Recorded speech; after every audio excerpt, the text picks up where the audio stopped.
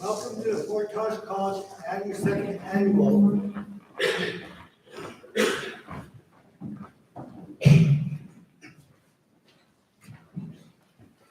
Welcome to the Portage College 2nd Annual Sunrise Ceremony.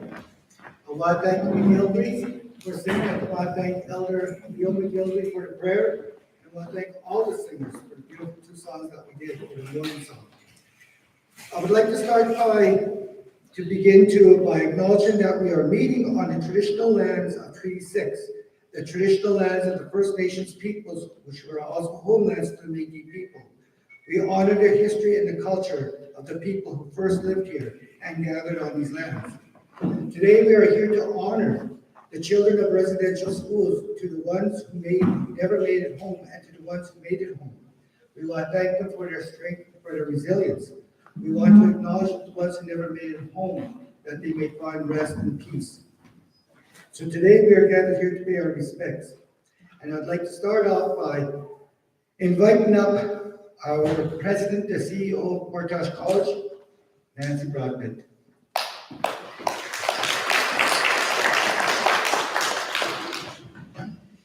Thank you, Robert. Today, I'm very honored that our college is hosting a sunrise ceremony on the National Day of Truth and Reconciliation, as we remember the children that did not make it home, the children that have suffered, and all the people that have suffered oppression, racism, violence, and harms. This is what the today is about. I wish to provide a warm welcome to everyone in St. Paul. Thank you for joining us. And to those joining on the live stream, thank you for joining us today. This morning we have the pleasure of sharing a new dawn, Paydapan. That's the name that was given to the college in 1970 after a 26-day sit-in, which the Métis and First Nations people held to keep our college open. I'd like to just pause for a moment and remember the people that used their voice and advocated for education, because it is extremely important. And as I watched the news this morning, I learned about things that are still going on, that we really need to stand together. There was a story of a woman who shared her story of trying to name her child in a traditional name.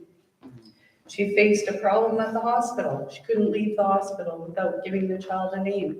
And of course, ceremony and the elders providing names is the proper way to do it in the Indigenous way.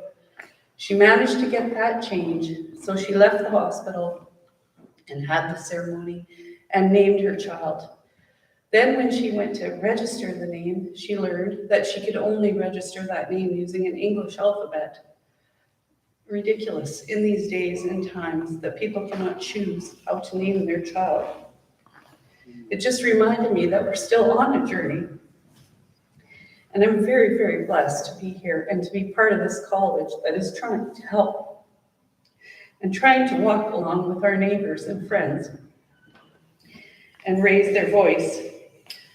Later today, we're going to be doing a Project of Heart ceremony.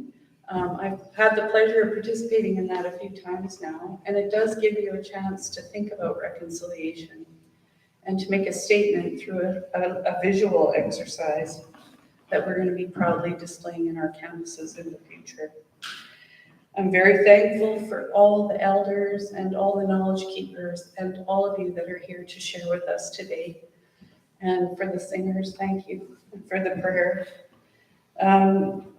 And I just hope for a future where we will be able to understand that reconciliation is alive and well, and that we're going to be walking together. Thank you very much. Hi.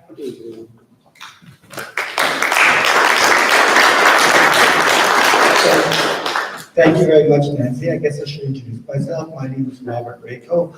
I'm the Portage College Cultural Community Facilitator for the last 5 years, and for 17 years prior to that, I was one of the counselors. The next person I'd like to invite up is Stuart Steinhaus. Stuart is the creator. He's an artist who works with stone, and he created the bear in the statue in front of St. Paul campus. He created the mother original bear. So, thank you, Stuart.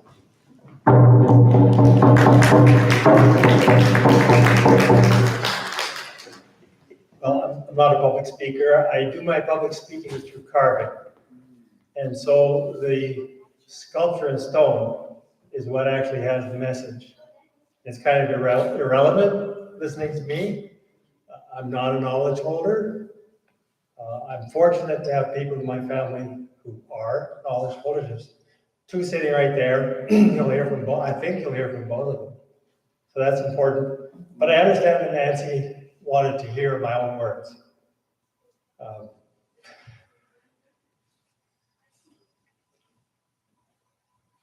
But at least 20 years before the Kamloops graves discovery, I already knew that there were mass graves all around the country, probably at every residential school.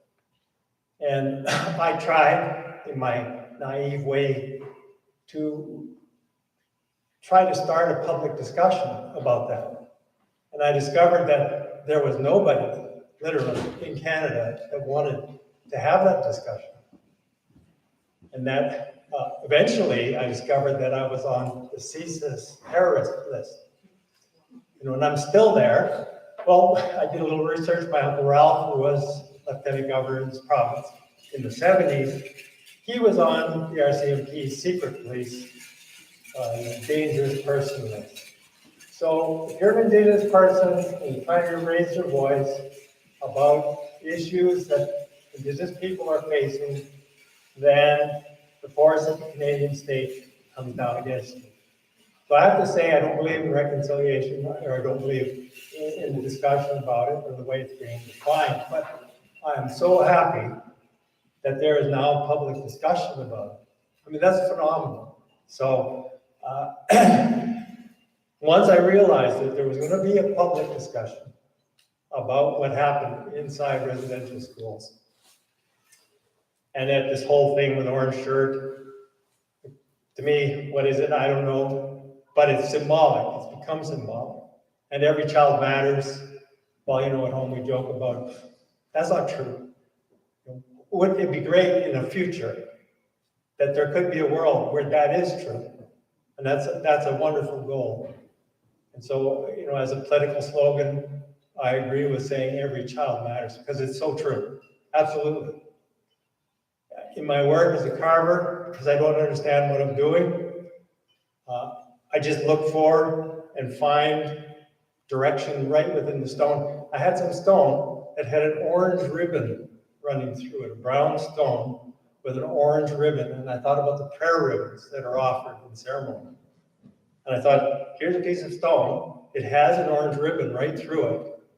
This would be a perfect mounting base, a permanent ribbon offering, deep, buried in granite, made of granite, to start as a base for a sculpture. And it's not about all the destruction we've faced here. I'm going on and on about, sorry about that. And all this destruction we faced as people, Indigenous peoples, I thought, I'll go back to the Ochis' first creation story.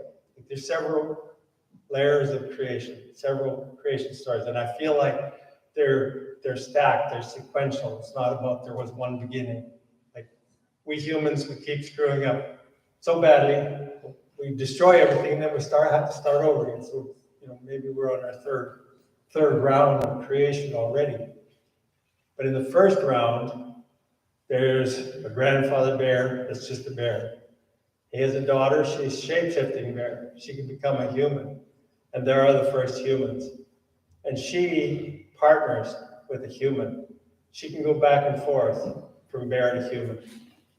And then her child, the humble bear, comes into the world. And so I've heard people say, well, Indigenous people, we get our spirituality from the natural world, from the animals.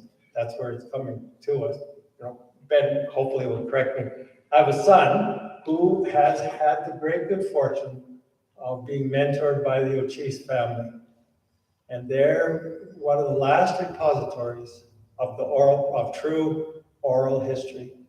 And so now I have the great good fortune in my own home of being taught by my youngest son, who's bringing these teachings back to life.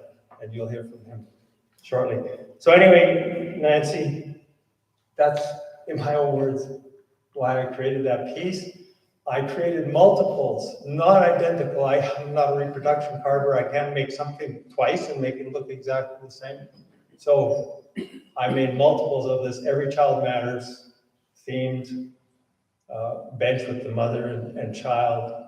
The first shape-shifting generation, she's the head of the first clan, 44 clans, and her child.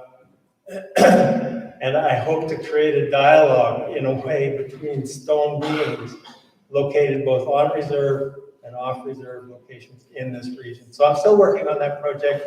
And Ben mentioned to me, well, Jimmy's dad, Peter, told him right now in this time, this is back in the 60s, Native people are united. We're struggling to survive. We're facing the Canadian state. Canadian state is trying to destroy us. We're united, and we're standing up against the Canadian state. Peter told Jimmy, in the future, what you're going to see is that the pressure from the Canadian state is going to stop. They may even become our allies, but it's going to be our own people. That's who's going to start fighting. We're going to be infighting and destroying ourselves. And that's the stage that we're at now. Not a happy note, but I'm going to stop there before I get deeper in trouble.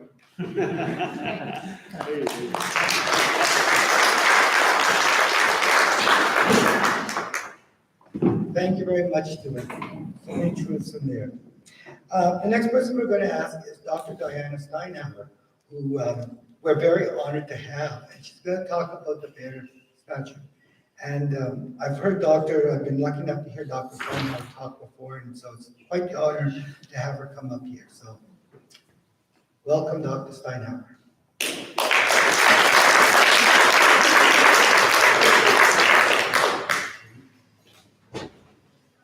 Ligan and Oscar Mom, almost Tawi Mom, and Oscar Mom, and that's Camille Gisiga. Kita damska na walk akyo na walk magatik, we waited and walk into book. I first thank the Creator for this day, and I greet you all as my relatives. I appreciate starting the sunrise ceremony in song and prayer, so thank you to the drummers and to my relatives who are here, all of you, for being here, for being open, for taking this journey.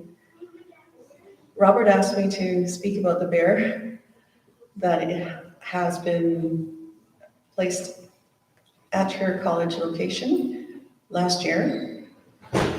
I want to mention that I was speaking at that event when it was installed, and I spoke about the meaning of the bear, as Stuart had mentioned, is one of the first of our clans. And as a first of our clans, my grandfather, the late Peter O'Chase, would tell me that the bear is the keeper of our land. The land that we know as Turtle Island has two keepers. One here, in what we now call Canada, is the bear. And the keeper of the land that is south of the current day for 49th parallel is the eagle, and they're brothers. They're related, and they will never fight. And in relation to the bear being one of our first clans of 40, plus the four who are Creator's helpers, we have a story of origin that goes back to us being first peoples here on this land, that we were created here on this land, of this land. We are the land, we are the water, we are the spark from the sun, which is our spirit, and we are air, because we breathe daily. I speak about the bear in relation also to the treaty relationship that we have that has caused a sharing of our land with all of the people of the world.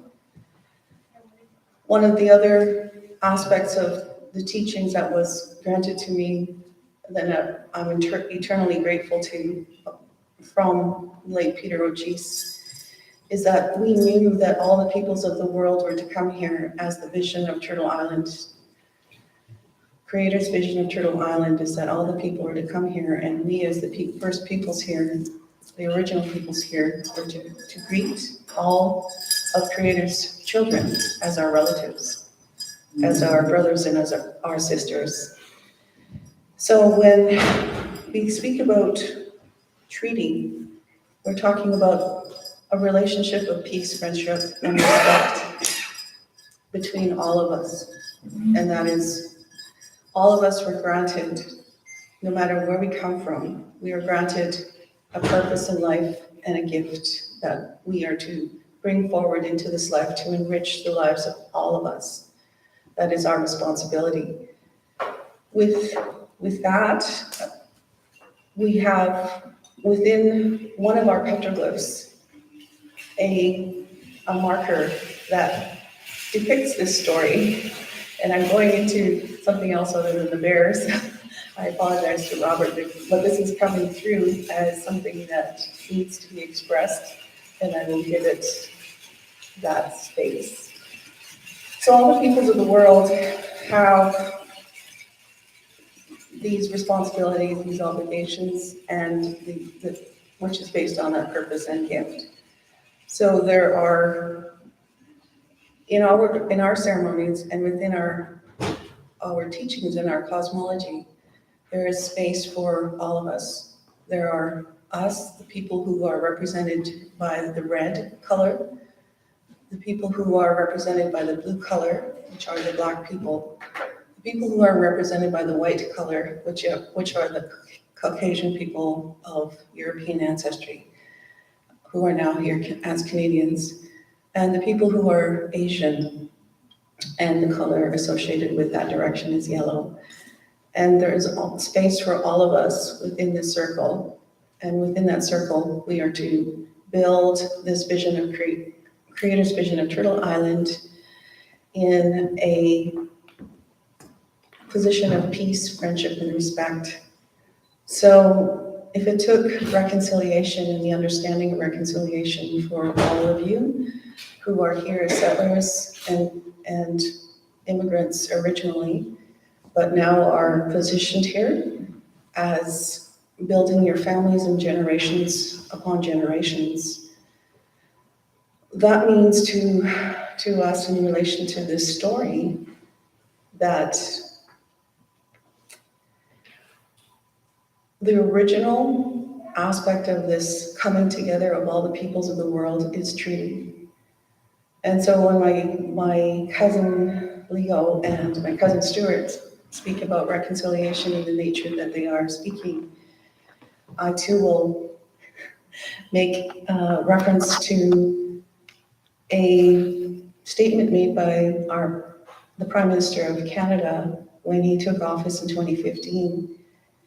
One of my friends who was present in that meeting, that gathering of the unions and the industry people, Trudeau mentioned to them, reconciliation means certainty. And if you truly understand what that means, then you recognize our hesitancy in embracing that term.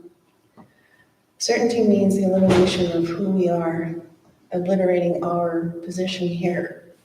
That's what certainty is, because we are still connected to the land. Treaties were not land deals, we're not land sales. We shared the land, we're still owners of all of these lands. And the Canadian government wants to erase that reality and that truth, and that's unfortunate. So I also look at reconciliation as an imposition or an interference in our treaties as well. So much so that a lot of what is our jurisdictional authority and legitimacy is going over to the Canadian government as theirs. So these are all reasons why I hesitate about reconciliation. And I kindly invite people to think of this movement as a treaty movement, as the original position or the original reason that we're all together. and that is we are to forge our relationships based on peace, friendship, and respect for ourselves and for our future generations. And though that's not a tall order, it really isn't. We can be kind to one another. We can be honest with one another. We can share with one another, and certainly be strong in who we are in our own identities without compromising any of that in order to gain peace, friendship, and respect. And to me, that's what the bear represents. All of the four paws of that bear speak to those four qualities of kindness, honesty, sharing, and strength. And as the bear walks this land and continues to protect and provide the nurturing that we as the human family require, then that is the vision that we all need to aspire to. And I leave that with you today to consider, not only for September 30th, but for all days of the year, every year. Thank you for inviting me. Say hi.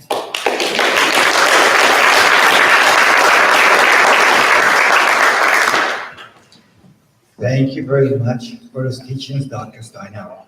I'll invite up Leo Mcelry to come talk about his experience. A little story. Good morning. My dad went to Sadly, and then back when they moved to Brook Hills, and all these years we talk about family and relationships, and even in your family, notice history. Because one of the stories that happened was when we're separated from families, we lose history, right? So I did some investigating about that, and my mom was she was born in Beaver Lake. But here's a story that came my way a few years back. We had a sweat at my place, and this man came, you know, when you sweat, you have your sweat bag, and he had another bag with him. So he came there with his family, and I found this really unique and really heartwarming story. So he dug, after the first round, second round, he dug in his bag. And then he pulled out his hair that was taken from him. Boy, that was powerful, man. That was powerful. He shared his story. He said, Nicholas, here's my hair. He said, when I went to school, his hair was golden brown. And he had a picture of him when he was a little boy, and you can just see it. His hair was long. And he was crying in his sweat. The whole boy got emotional. Even me made me cry. And he said, my girl, my son, I'm going to give this to you. And he said, that day when I went to that school, you know how they wash you up and real rough and all that. Said for some reason that nun, so how they used to do it, she'd sit on a chair, and then she would just right away just cut. But I noticed, she said, with her, she started to cry. Like, I can't do that. I can't even imagine doing that to a child. And he said, I started to cry. And as I was crying, all of a sudden I just felt the scissors. And she did something that they're not supposed to do. And sometimes we need to do that. Something, you know how this we're set to do something? Like her story. The story's going to hear, do it. So what she did is she gave his hair back to him. Oh, the smoke that was powerful when he said that. So I was just crying.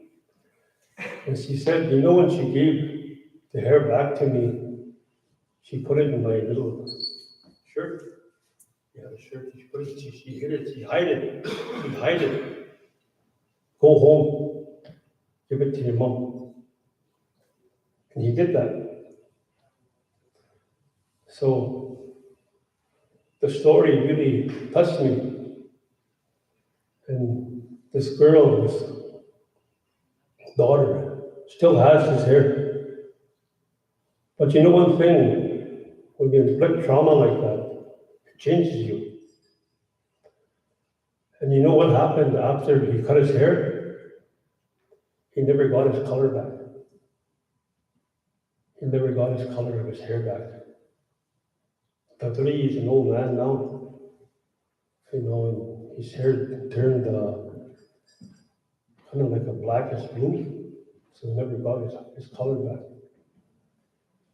And the nice thing about him sharing his story was he was able to talk about it to his daughter and his son, and to us in the sweat. And it makes sense. And you know how often people say there's good things that happen in there? What's good about it? Think about that. Think about that. And I'm glad you're open to hearing the story. Because we see the trauma when we do work, my wife and I, we see it in families. And some of them are still carrying it. So often we hear, oh, nothing happened to me in there. You know, I was fed. But trauma is also, when you hear screaming, that's traumatizing. The food. So I liked what my sister Anita said, to share, to work together. Because when my nephew sang, and they say our culture's gone, it's not because the language, the art, look at the songs. And I'd rather work with you than, like, that's the medicine there. So the story, I just had to share it. If you don't mind, I just had to share the story because not too many of them got their hair back, the braid back. Not too many of them. That's the only one that I can think of that got his hair back. That was a special gift given back to him by his nun. And he grew up, had his kids and whatnot. So I would like to change someday maybe that color of the golden brown because of his hair. Someday maybe we'll do that. And that's a powerful story, powerful moment just to be there. And maybe we'll ask him, maybe one day to come here, maybe next year to come. Maybe he'd be too hard for him to just show his presence. I'll ask him anyway. Because we need to honor that, his hair. Because her hair is very, very special in our culture. I used to have long hair, and after my mom passed, I kind of, yeah. So, and it's a nice golden brown, well, nice hair. Wow. So with that, I just want to thank you for listening to the story of resilience and love in families, in your families too. Okay.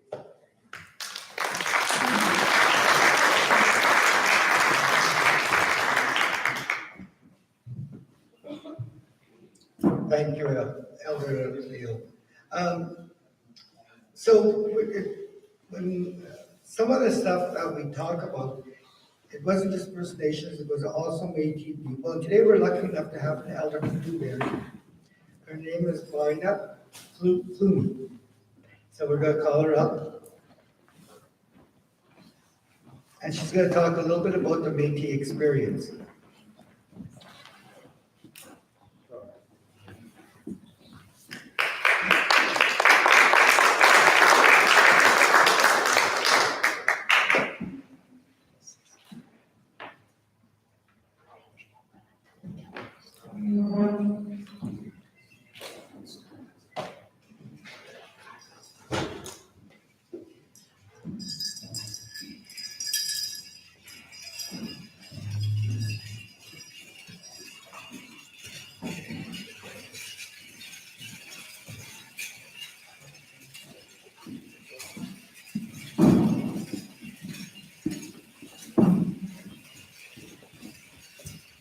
morning, everybody.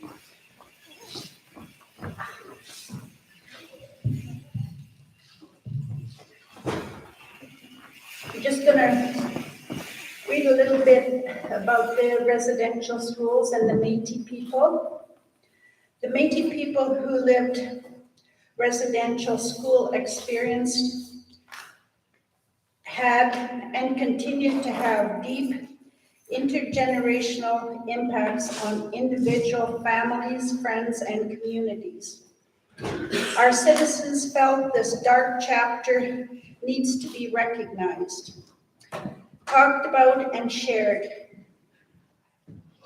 not only for survivors, but for our youth, our communities, to help our people heal.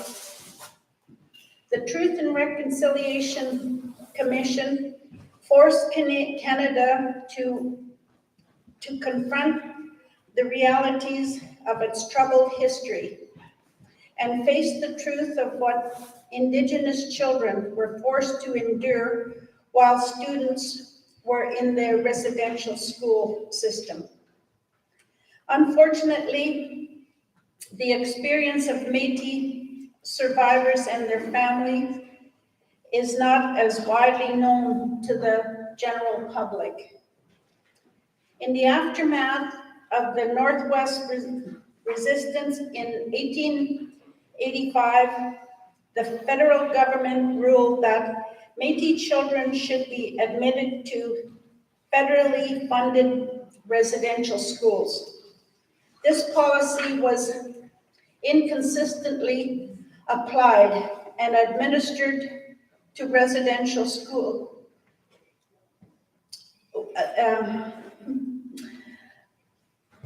Residential schools were erratic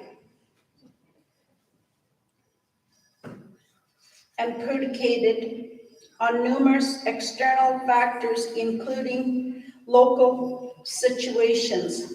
While some Métis students were discouraged from attending federally funded schools as they were seen as Christianized or civilized enough, there were other occasions where the federal government would regard these children as the dangerous class and in need of assimilation. In 1937, the federal government reversed their previous decision, and it was decided that there will no longer be federal funding for Métis children attending residential schools. This decision would further impact survivors and their families.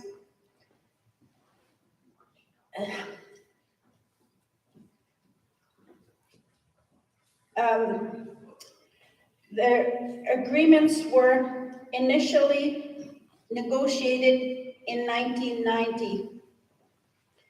However, despite this decision by the federal government, some Métis children were still sent to residential schools, particularly those that were funded by individual provinces or church-owned and operated. Students at these schools face the same deplorable and abusive conditions that students at the federally funded schools endured. The design and goal of these schools were the same: to kill the Indian in the child. Regardless of their funding source, Métis children also face the loss of their culture, their identity, and traditional languages. These losses have had a great effect on the Métis communities at large and the descendants of the survivors of residential schools.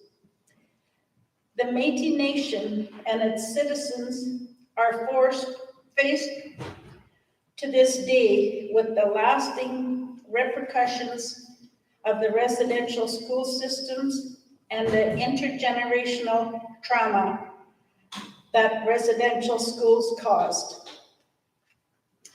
Moreover, many of their survivors have not been compensated because they were excluded from the previous compensations agreements and negotiations. The 60 scoop is a term used to describe a child welfare policy developed and implemented throughout the 1960s that involved apprehending Indigenous children from their communities and placing them into middle-class Euro-Canadian families that were hundreds, sometimes thousands of miles away from their families. The representation of Métis children within the child welfare system accelerated throughout the 1960s, 70s, and even into the 80s. The practice of removing Métis children from their home and into state care existed long before the 1960s. Through the residential and day school system. However, throughout the 1950s, these institutions became highly discredited, and the child welfare system became the new agent of assimilation and colonization. While the federal government may have been a prime catalyst for the 60 scoop, it was the provincial governments that apprehended the Métis children. The legacy of colonizations and the ecocentric mindset demonstrated Canadian views of Indigenous people at a subconscious level, often portraying Indigenous people as less worthy and unfit to parent their children. These eco-Western ideas and values were embedded into Canadian policies. The justice system, the child welfare system, were perpetuated by social workers, administrators, lawyers, government officials, and judges who viewed their everyday practices to be in the best interest of Indigenous children. Indigenous children often were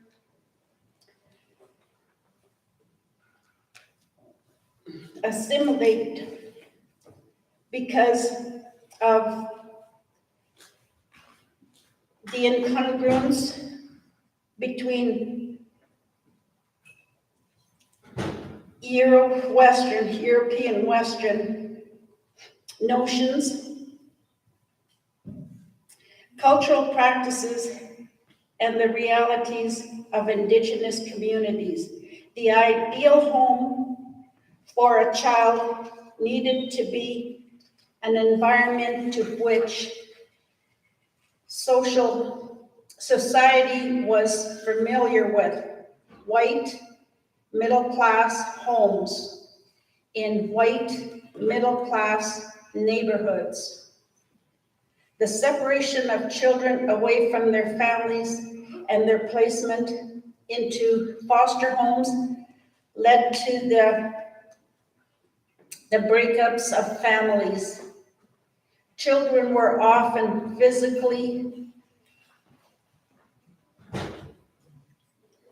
physiologically and sexually abused while they were in the care of their non-Métis families. Much like the residential schools, children grew up in an environment that not only fostered the growth of parenting or life skills, The forced removal of these children and the intergenerational trauma is directly linked to the socio-economical difficulties that face the Métis Nation today. Métis people have also opposed the government's established child welfare practices imposed on their children. To combat the existing practices, Métis child welfare organizations were developed across the Métis homeland. The development of Métis organizations were intended to reverse the flow of children into care, as well as preserve and promote the cultural identities and cultural heritage of Métis children. In alliance with the Canadian government's assimilation policies, the government established segregated Indian hospitals. One Indian hospital was Charles Camsell Hospital in Edmonton, opened in the 1946 and closed in 1996. Like residential schools, the Indian hospitals were underfunded, understaffed, and Indigenous people were forced to attend. Indigenous patients were sent to Indian hospitals from residential schools from northern Canada and from northern parts of the prairie provinces. Charles Camsell Hospital was also a site of medical experimentation, including forced sterilization and forced confinement for treatment of tuberculosis TB. Indian hospitals did not provide Indigenous medicines, midwives, or holistic notions of illness and its treatment. Although the institutions were originally justified to isolate TB, they functioned as racial segregation general hospitals. Certainly many people were made well in these hospitals, but patients often far from home recall loneliness, vulnerability, fear, and for some, abuse in strange institutions where medical staff did not understand their culture and language. I am a survivor of it wasn't an Indian hospital, but it was the Aberhart Memorial Hospital in Edmonton. As a child, I had TB. The first week, I better start from the beginning. I started school when I was 6 years old on the settlement, Fishing Lake Métis settlement. We went to school, and at that time, it was 1959, and TB was running rapid through Native communities. So they come and tested us kids. I was tested positive for TB. Didn't understand what was going on. My sister, my brother, and I came home from school. My mother and my two aunts were sitting at the table. My mother was crying. They knew about this Charles Camsell Hospital, how many children died and stuff, and she said that I had TB and I had to go to the Charles Camsell Hospital because I couldn't stay where I was because I would spread TB to my whole family and to everybody in the community. And they were talking about, would they ever see me again? Would I die in that hospital? Would they know what happened to me? Anyway, next week, there was another letter come for my mom. And it said there was no room in the Charles Camsell Hospital. So I had to go to the Aberhart Memorial Hospital. And that's where all the white children that had TB, that's where they went. And there was room there for me. So the supervisor, we had a supervisor on the settlement. He took my mom and I to Eiley. We got on the train and took a cab from the train station. We were put in this room, and this, I'll never forget it. It's embedded, my story's embedded in my head. This nurse, these big doors opened up, and this big nurse came, and she grabbed my hand, and I grabbed Mom. Mom stood up, and she says, "You stay right there, you cannot come." I was crying, my mom was crying, and the doors shut. And they put me in a room. For 3 months, I was in a little room in a crib. It must have been a bigger crib because I was 6 years old at the time. And after about 3 months, they put me in this big room with the rest of the kids. There was one side was the girls, and on the other side there was a half wall or a wall, and the boys were on that side of the room. I was the only native kid. Nobody talked to me. They sat me at the end of the table. There was a big long table at the back. They set me at the end of the table because nobody would sit with me.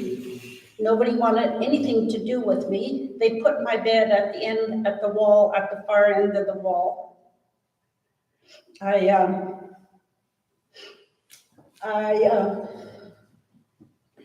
It must have been about a week I've been there. And this young boy, I would say he must have been about 12 years old. He came to my bed, and there was no windows where we were on the women's side. There was no windows, but where the boys were on the other side, there was big windows there, and there was yard lights outside. Anyway, he come to my bed and he said, "It's snowing outside, and you were told that you could go home when it started snowing."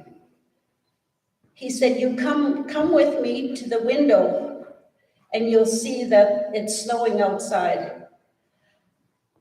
I got out of bed and I thought, I'm gonna get to go home. And I went over there to the windows. And there was another boy waiting for him to bring me into that room.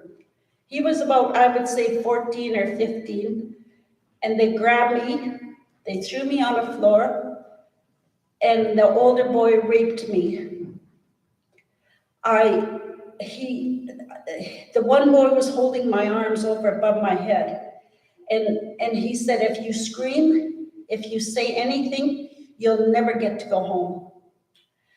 And after he finished raping me, he sent me back to my bed before the nurse. He says, "You get back there before the night nurse comes, because if you don't, you'll be in trouble." I walked back to my bed and I couldn't stop crying. I cried and I cried. I was hurting. I was by myself. I couldn't say anything to anybody. The night nurse came in and she said, you stop crying because you're gonna disturb the rest of the kids.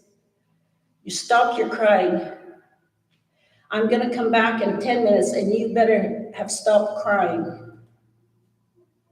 I couldn't stop crying. I just couldn't stop crying. I tried to hold my breath. I tried everything. I just couldn't stop crying. She came in with another nurse. They took my bed out of the room, into a dark hallway. And I remember it was kind of a hallway where the janitors and the stuff were, it was dark and it was scary there. They left me there for the night. She said, now, there you go. You can cry all night if you want. I cried myself to sleep, finally. In the morning, the day nurse came with the night nurse to take my bed back into the room. And the day nurse said, why is she here? And the night nurse said, it's because she's disturbing the other kids. So if she doesn't stop crying at night, we're gonna have to keep her in this area here to sleep. I had nightmares. I couldn't breathe. I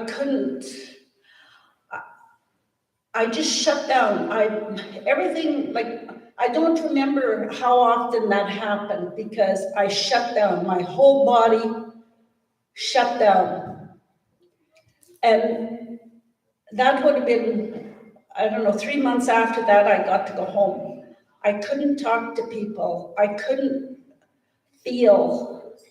I was just like a numb zombie for days, for months. My mom spent a lot of time with me because I don't know if she knew something would happen or if she knew something had happened, but nobody said anything. Nobody ever spoke of it. And I remember when I was there, my mom and dad thought, because they never heard a word about me. So there was a school teacher in Fishing Lake, the Dunfields. So my mom got somebody to write a letter to the Dunfields to see if they could go there and see if I was still there and I was still alive. But they weren't allowed. So they were told my mom and dad could come and they would bring me to the window, that same window. They could stand out in a lawn. They brought me to that same window. And my mom and dad were standing out in the lawn. We were all crying. We couldn't touch each other. We couldn't talk to each other, but we were all crying. And it took so long for things to change. And I knew I couldn't tell anybody. I couldn't say anything. I held it in for years and years and years. I had nightmares. Through my life, I thought, I can't tell anybody what happened to me there. But now I can. I realized it wasn't my fault. I didn't do anything wrong. Like I was told I did something wrong, but really, I didn't do anything wrong. I didn't deserve that. Once I get it out, I'm okay with it. I feel it wasn't my fault. I survived. And if that wouldn't happen to me, I don't know what would have become of me. What kind of a person I wouldn't have been bitter. I wouldn't have been mad all the time, sick all the time because I held so much stuff in. So I was sick all the time. My internal organs couldn't handle the stress, so they would break down. I was sick a lot of the time because I held everything in. I couldn't tell anybody. And after a while, I went to counseling. I had to drag this branch around. I was there for 10 days. I dragged this branch around morning till night. I wrote my story. I had to go back to the day I was 3 years old. I remember back when I was 3 years old. I had to write my story and drag this through it was a pretty big branch. And if I forgot it, I'd have to go back and get it. At the end of the sessions, we read over our stories. We threw the branch in a big fire, and we crumbled up our stories, threw them in a fire. And when we left the fire, you felt lighter. You felt like you weren't carrying that branch around anymore. And that branch represented everything you carried all those years in your heart. So I'll shut up now. I won't talk about the rest of the story for now. But anyway, now survivors are starting to use their voice, a voice that has been silenced for so long.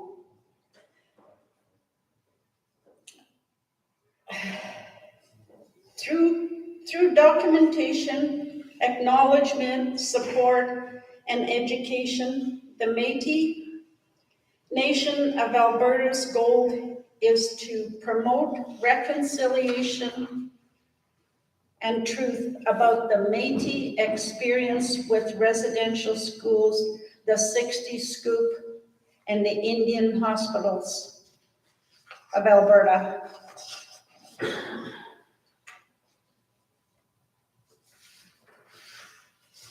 And that's it. Thank you for listening to my story. And I hope everybody else can get rid of the heavy burdens that they've carried all their lives. It's nothing to be ashamed of. It wasn't our fault. Thank you very much. Hi.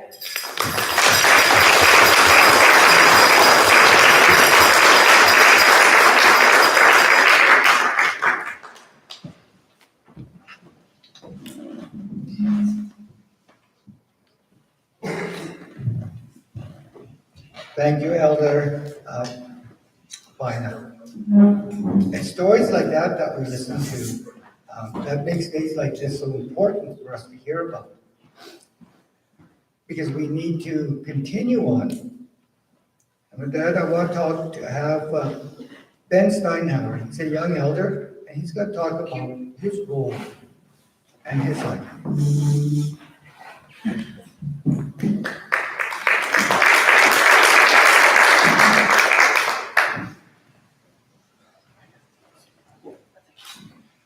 Good morning, everyone. My name is Ben Steinhaus. I'm from Saddle Lake, and Robert has asked me to come speak a little bit about my life and the things I'm doing to try help preserve Indigenous culture in our communities. But first, I'd like to acknowledge the elder who spoke and that story, because those stories are really hard to tell, but they're really important. My grandmother told me all the time that people need to be aware of what we went through, what Indigenous people went through, especially in those institutions and the situations that they faced, so that people can really understand what it's been like and what, Indigenous people, especially the older generation, carry, all the damage they carry, the trauma from the things that have been done to them.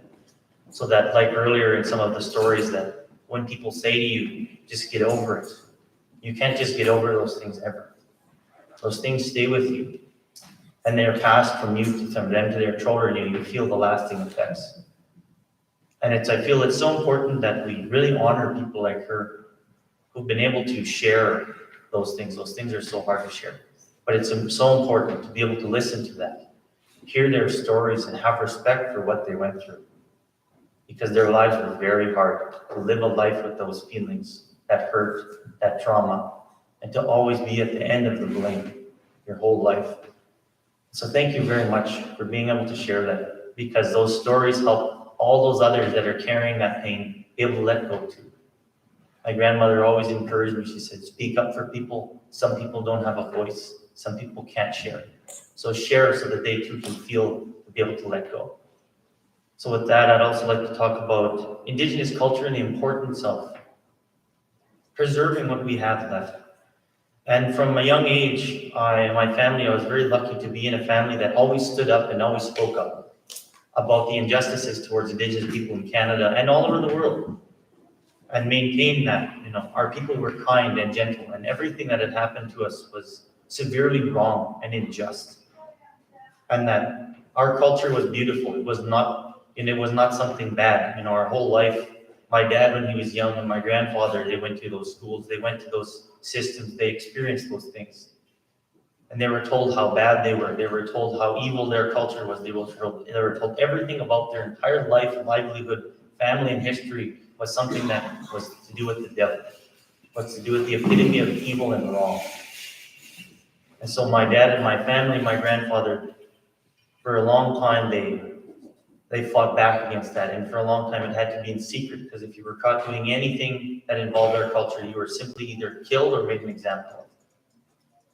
And so for a long time, my grandparents hid that. And so when the ban came off and they started doing ceremony again, openly, my family really tried to push to educate their children. And I'm the youngest of my dad's kids. I have lots of, my oldest brother is 49, and I'm 27. And so I looked at my family too, and my older siblings were not interested in the same way I was in these things. And I could see the generational thing. The older people in my family, there was a lot more hurt, even in my siblings and even in my cousins. There was more to deal with. And when I was young, my family encouraged me. They said, these things are beautiful. We want you to carry our culture and carry these stories like our elder here shared, because someone has to speak. Someone has to represent us. And you have to choose on your own as a young person. Do you want these things to be known, and do you want your culture to live? All of us, they said, have to make that choice.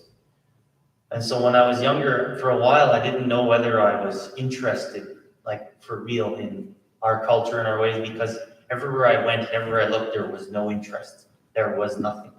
Even in my own communities, my own peers, my own cousins, my own age group, there was no interest really in carrying, the real level of our culture, to understand it, the ceremonies, the songs, the responsibilities. And when I was 13, my late Mike Steinhaus, he had passed when I was 12. Just before that, he had passed away. And there was a ceremony that for years had been carried by our family for generations. And he was the one that always hosted that in the winter. And so it was in the winter, and this was the first time it was being done after he died. And at that time, I was honestly, I didn't feel like I didn't know if that ceremony or all those things mattered, because everything in society today says it doesn't. Everything around us says that our Indigenous culture didn't matter. And I still felt those effects. But during that ceremony, my late Mike always would joke when he was alive, because he used to be very unhappy when he was old because of all the trauma he went through. And he used to say, well, when I die, when I come back, he said, I want to be a bumblebee. I want to fly around and just see nice things all the time. I just want to fly around and have a short, happy life. And that's it. So I used to always laugh at him, because he would think he was joking, it's kind of strange. And during that ceremony, the first night after they did the pipes, they sang the songs that we used to call in the spirits. And a bumblebee came in. It was in the little old house. It was his little old house. And it was minus 42 outside. There was a little bumblebee flying around in there, and I was staring, kind of in shock, at this little bumblebee flying around in there. And his brother, my late Muslim George, was staring at the bee too, because he also remembered he would say this avidly to a lot of his family, about the bee. And so it was kind of just, for me, I saw that little bumblebee, and I thought, there's my grandfather, he's flying around in here. But it was still kind of it was made everybody laugh, and for me at that moment, I realized, he came back to this because this is what he loved. He loved his culture. He was happy here. And it made me remember, we used to have chicken dances, horse dances, all these ceremonies. And my Uncle Leo Mcelry's dad and his brothers, late, Gordon, David, all the Cardinal brothers, James, Raymond, all these people in my family, they always used to come to these ceremonies. And always when they were outside of these ceremonies, you could just see everything they carried every day. But in these ceremonies, they were happy. And for me, it really made me realize that all my life I had watched, the only place they looked really happy was where our culture was. Because I realized that's who they were. that was their identity, and that's what, residential school and the Canadian government tried to take from us. And so right there, I realized how happy being at that ceremony made me. Seeing my grandparents, my late grandparents really happy. Seeing that bumblebee. And so there I decided I want this to live. I want this to continue because I realized how valuable it is, how grounding it was, and I realized that our culture is what kept Indigenous people alive. Our ceremonies, that strength and resilience that comes with it, and the teachings of kindness. And so from there I decided that as a young person, I would do anything I could to learn, to help, and to carry that on so that one day my kids had that choice. And I have a daughter.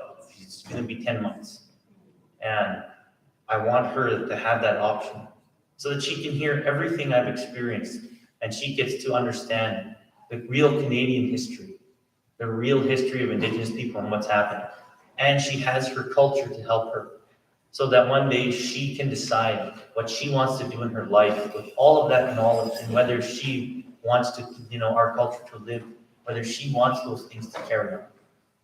And so for me as a young person, that was my journey in taking on learning our culture. The last couple of years, me and my cousin, we've hosted a couple chicken dances and other ceremonies, lodges, because my late uncle had passed, my late uncle Vincent Steinhaus, and he had carried that on from his dad. So when he passed, me and my cousins, we got together, me and my one cousin said, we'll take these things and we'll do them. Because somebody in our family has to, and we want these things to continue. We saw the life it gave people. We saw how much it helped our ancestors, and we saw how happy they were here. So we want to carry that happiness into the future, but also show Canada itself that we're still here as an Indigenous people. We're still here. We still matter, and we matter because we're human too. And this is our culture and our life. And we need this to continue for our own health. And to show, I invite, when we have our ceremonies, if people, non-native people, anybody can come. Everybody is welcome, always. That's what my grandparents said. If you're a human being, you're welcome here. Because this is for all of us. You can come and see our culture is gentle, loving, kind. It's about sharing, helping, caring. It's about love. It's not about who's better and this and that. It's just about kindness. And to carry that in our hearts. And remember, we're all human, we're all here. And the original vision of the treaty, to help one another, to look after one another, to share this place, to share our land. This has been, Treaty 6 territory. This was Indigenous people's home. My grandfather always said, and my grandmother, that when those Europeans came here, when our visitors came here, we immediately welcomed them because that's who we are as people. They're people too. They needed help. We said, come, let's share. We'll share this with you. We'll be kind to you if you be kind to us. We'll share with you if you share with us. We'll look after you and help if you look after and help us. We'll be strong in who we are and you be strong in who you are. We won't tell each other what to do, how to govern ourselves, or how to live our lives, or who's better. And that was the intent of the treaty, was to create a relationship and a union between human beings. And so for me, I really appreciated hearing all the stories growing up. And that's why I chose to learn everything I could about the treaty, Indigenous culture, and that's why I'm here today. And I thank Robert and everybody for putting this on, because it's important that now more so than ever, Indigenous peoples are being able to get a voice now. And we need to use that voice more. We need to encourage each other to tell these stories. We need to share what's really happened here with everyone in Canada in hopes that we can change this for like my children, that my daughter one day will not experience systematic racism constantly or carry so much trauma from, generations of abuse that her family has endured. That she can have a life of happiness just like everyone deserves. And that Canada can finally acknowledge what it's done, take responsibility and fix this so that we all can have a better life together. And from there, I just like to thank everyone for listening to me. And again, thank our elder for that beautiful story of strength. Thank you. And thank you for everyone for listening to me. Aye.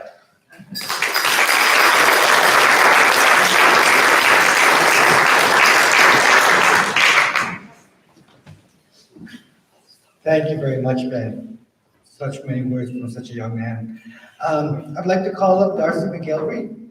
Darcy is ex-council member from Saddle Lake. He's also the adult and youth addictions counselor, and he's one of the cultural, I think this title, cultural coordinators at the, what's it they have here? Eagle Center, Lodge.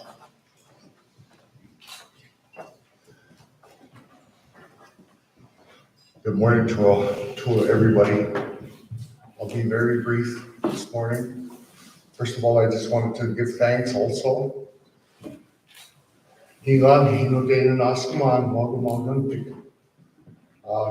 Hitem nog egonik himantene maag hanot sumurta. Mina egonik uskaisak napesak usquesak mina. Mitet namoy wiawawi kiwetik elgo hanuts istay Montenegrin. Maga tapoy ay mani mitet kya pitsi sakte hetik pagumagan tik tapoy elgo exkate maga nanaskum na gisto epetubutik. Ladies and gentlemen, I wanted to thank you all for being here. I wanted to thank the organizers also. Everybody that came up to speak. I also felt the sadness and the burden and heaviness of the elders' journey. I was also in one of our sister communities yesterday, and I also heard another elder speak there. And she spoke about her experience. All the while, there was little, we were at elementary school, and the young children were sitting on the gym floor. And this elder spoke about her time served in her residential school. And those little kids were very surprised. They were actually in shock. Some of them didn't understand. But when they called me up after that, once again, to speak, and all I could honestly say at that time was, let's close our eyes. If we can only truly imagine what it's like for these little children around this age 4 to 5, to be ripped out of your parents' hands and forcibly taken to a facility that's strange. And you look around and it smells different. People are different faces. Some had families with them, some had brothers, sisters. A lot were alone. A lot of those children were by themselves. And a lot of the stuff that they had to endure for the years, they'd only get to go home once or twice a year. And the old lady, she spoke about the very first day when they got there. They put this lice hair powder in her hair, and they made her sleep like that, and it burnt her scalp, just burnt her, and she literally smelled it. That smell stayed with her for years. And that just resonated with me because my father, my late father, also David Mcelry, my uncles, they shared some of their journeys about the happenings. You know, we talked about the Lac La Biche location, the late 1920s into the 30s, and then it was moved to Saddle Lake Creamery area. At the time, our chief, back then, he didn't want nothing to do with Catholicism. Nothing, no symbols, no buildings to be in our community, our nation. So it was moved to the current site here, Blue Quills. Some of the things that our children have endured there, very powerful. A lot of those kids didn't go home. They talked about an incinerator in the basement of that building. It makes your mind wander. It takes you places where no human we really thought this couldn't happen in our world. But it is a reality that we've had to face as Indigenous people, first peoples of this continent we call Turtle Island. A lot of other races around the world continue to endure what we have endured. And it goes on to this day. But for those of you in attendance and also around the country that are with compassion and with mindfulness, open-mindedness, we thank you. It is through you that we get to find peace, find that encouragement, because we're all in this together. And yesterday, I wanted to close off by saying that elder broke down, and she shared, she kind of freaked out those little kids, and they but it was a true story, and I felt the elder's story today. And I honestly, I was born in Charles Council Hospital, by the way, 1972. My mom was taken there. She wasn't to be having me at any local hospitals, so they rushed her to Edmonton, and that was the hospital where they sent the Indigenous population. So I also am a product of day schools. Some of the abuses we did face growing up, it's nothing funny. You know, I had to learn how to parent, because my late father wasn't taught these things. Love, caring, how to hold your child, things like that.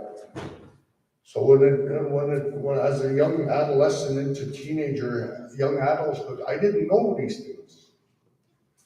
Very angry, very, very angry young man. So when I had children, I had to reprogram. I had to make that decision. How can I do this? How can I be a better father, a better person? It was through the guidance of elders and ceremony that I found my place in this world, that I can truly feel that I belong, that I'm worth it. It's not our fault. I believe that, you know, as children, we never had a choice.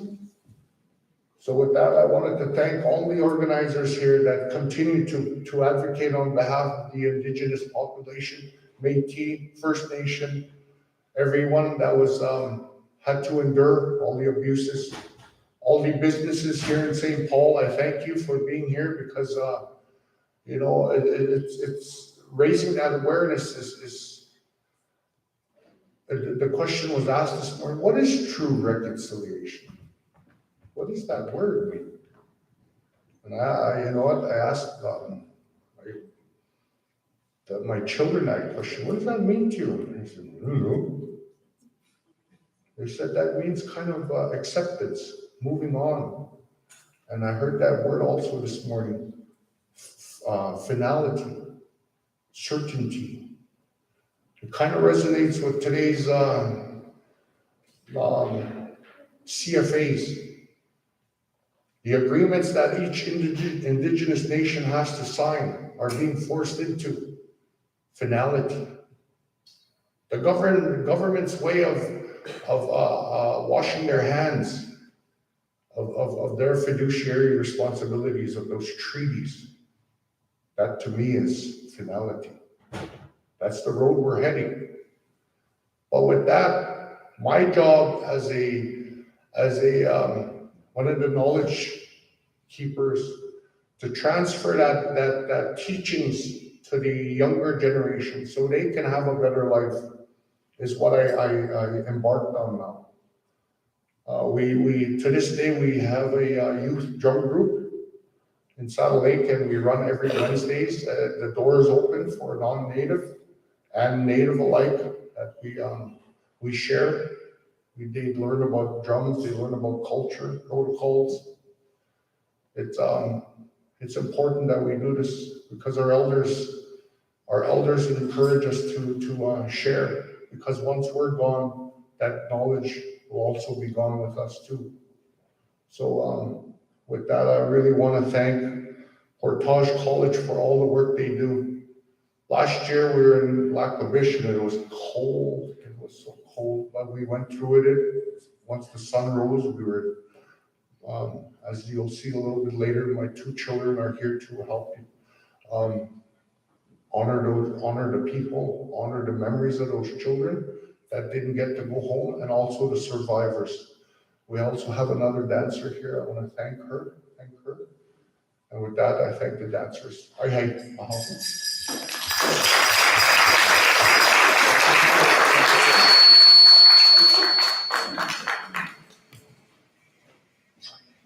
So actually, Darcy, don't go too far because I'm going to have you come up and explain the dances.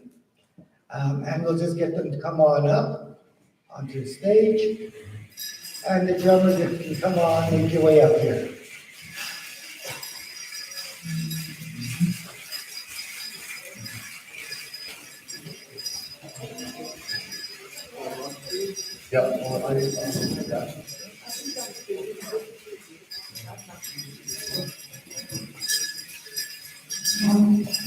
So once again, ladies and gentlemen, before you have a couple different styles of dance. The young gentleman, young warrior, this is one of the warrior dances that we carry in our nation. In all the nations, this one's called men's traditional, and as you can see, he's adorning eagle feathers. This is one of the dances that the warriors of the time, the men, when they come home from battle or when they go into battle, this is what they would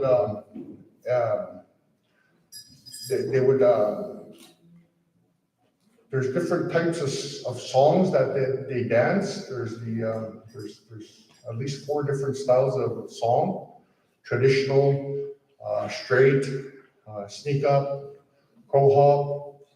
So this is the warrior. So we'll have Coda turn around. Coda, those are all eagle feathers that he wears, and he is I'm very proud of him that he manages to take care of everything. His feathers, he was blessed to help carry those feathers. Thank you, Coda. The young ladies that you see here to my left, those ladies are jingle dress dancers. That was a type of dance I believe was in the Ojibwe style of dance. And the story that was told back then was, it was a family member that was sick. And there was an older gentleman, an older fella that had nowhere else to turn. And he had a dream. His daughter was sick, laying on her deathbed. And he said the prayer to Mamutawino, help me. How can I help my daughter recover from her sickness? And that dream came to him that they would begin to form this style of dance. And in his vision, he seen the particular style that they wear now. It was different, obviously, back in the early days, but some of the styles of dance they also do is straight, sidestep, and it is a healing dance. To a lot of different nations, there's many specific times where we need the jingle dress ladies specifically. They'll have the floor by themselves, and we would ask them to circle the floor, and we would get them to dance and hopefully begin to heal the people. there's a lot of, older ladies that, knowledge carriers. And, they've helped us, guide our young ladies. So if you wanna turn around, ladies, these ones are, cones, and some of them have up to 365 cones on them, some dresses, that's for each day of the year. And we want to thank the ladies. So with that, I want to thank you. So I had.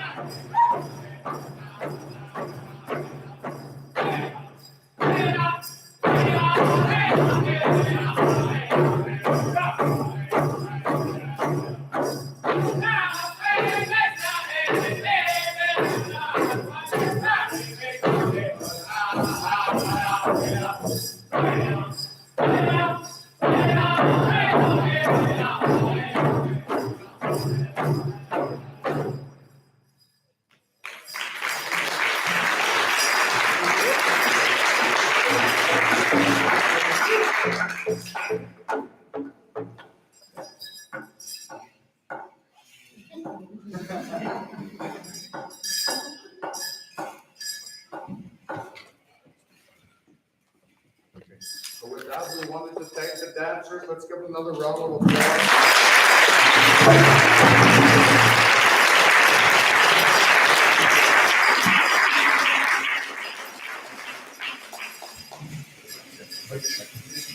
So, both sets of dancers had 2 songs each. First one, I believe, for the jingle was straight. Second one was a side step. For the men's traditional was a straight, a shake, and a crow hop. So with that, ladies and gentlemen, we wanted to thank you all. This ceremony that we talked about as part of the sunrise ceremony where it's conducted with the sun. When the sun comes up, the prints are lifted, the tobacco is lifted, sometimes the pipes are lifted also. We wanted to reiterate the importance of true reconciliation, which is to share once again the knowledge of what we are about. And I heard one of the young gentlemen earlier, who we are, who are we? And as individuals, what we're doing here today is not only for us, it's not only about us sharing our hurts, but it's also has affected society as a whole, because you also have to carry some of that weight that has affected you. Because we want to not only come to that healing place in our journey, but we want to be able to forgive. I don't think we'll be able to ever forget, but also to find it within our heart and our spirit, our spirit, that we can move forward. We can move forward today. So with that, I want to thank those dancers for coming out. I want to thank the singers. I want to thank the elders for being here and the businesses. With that,